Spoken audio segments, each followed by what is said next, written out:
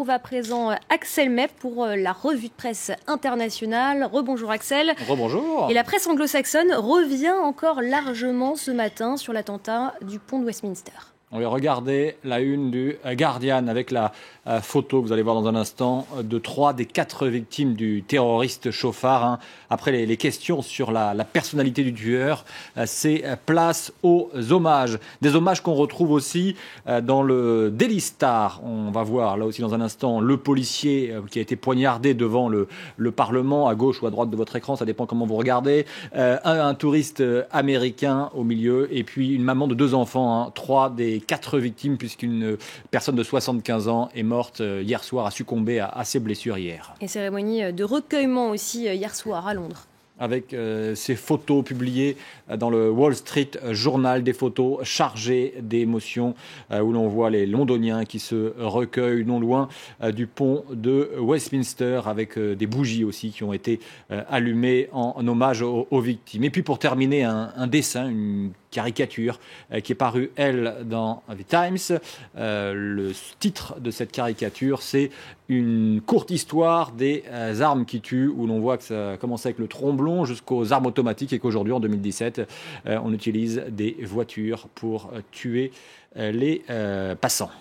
On reste dans la presse anglo-saxonne avec les funérailles de Martin McGuinness. L'ancien paramilitaire devenu homme politique, ardent défenseur de la paix en Irlande du Nord, a été inhumé hier et dans l'oraison funèbre que résume le Belfast Telegraph. Le président du Sinn Féin, parti indépendantiste, ou plutôt parti républicain, comme préfère le dire la presse anglo-saxonne. Le président du Sinn Féin, donc Gerry Adams, dans le Belfast Telegraph, a appelé à la réconciliation entre les républicains et les unionistes, tout en refusant de parler de terroriste pour McGuinness, malgré son passé de combattant dans l'IRA provisoire, l'armée républicaine irlandaise.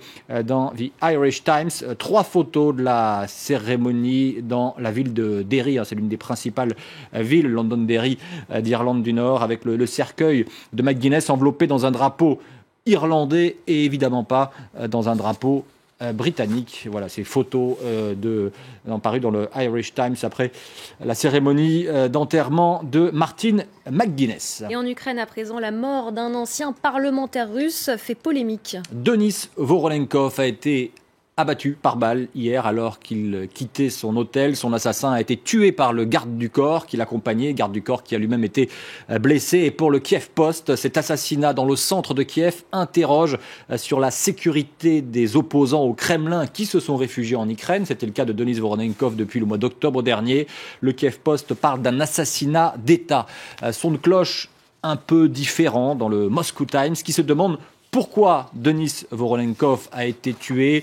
Et le Moscow Times laisse entendre que c'est lié à son témoignage contre l'ancien président ukrainien pro-russe, Viktor Yanukovych. En Afrique, Berlin veut rattraper le temps perdu. Après la France, la Grande-Bretagne, les États-Unis, le Japon, la Chine, l'Inde, le monde arabe, etc., c'est au tour de l'Allemagne de tomber sous les charmes de Dame Afrique, écrit Le Pays, journal édité au Burkina Faso. En effet, hier à Francfort s'est tenu le premier forum Allemagne-Afrique, à l'image des rencontres entre la France et l'Afrique. En un mot, comme en 1000, écrit Le Pays, Berlin veut rattraper le temps perdu en matière de coopération économique avec un continent qui se présente aujourd'hui plus que jamais comme le continent de l'avenir.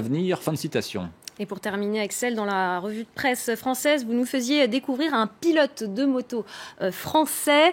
Et dans la revue de presse internationale, eh bien, vous restez dans les sports mécaniques. Alors on va passer à 4 roues après la moto. La Formule 1, la saison de F1 reprend ce week-end avec le premier Grand Prix qui, comme chaque année, a lieu en Australie, à Melbourne. Une saison avec de nombreuses modifications de règlement pour rendre les voitures plus rapides et la conduite plus physique à construire, comme nous en parlions, je crois, tout à l'heure, Claire. Et à tel point que dans The Herald Sun, journal australien bien sûr, Lewis Hamilton, qui espère décrocher un 4e titre mondial après avoir terminé 2e l'an dernier, se sent comme un gladiateur. Et vous voyez ces photos, peut-être qu'on va revoir la photo de Lewis Hamilton torse nu avec ses tatouages. Il a dû, comme tous les autres pilotes de Formule 1, faire énormément de musculation cette année pour gagner des muscles et piloter un peu plus facilement ces Formule 1 qui deviennent plus compliquées à piloter. Merci beaucoup Axel. C'était la revue de presse internationale que vous pouvez retrouver sur notre site internet www.france24.com.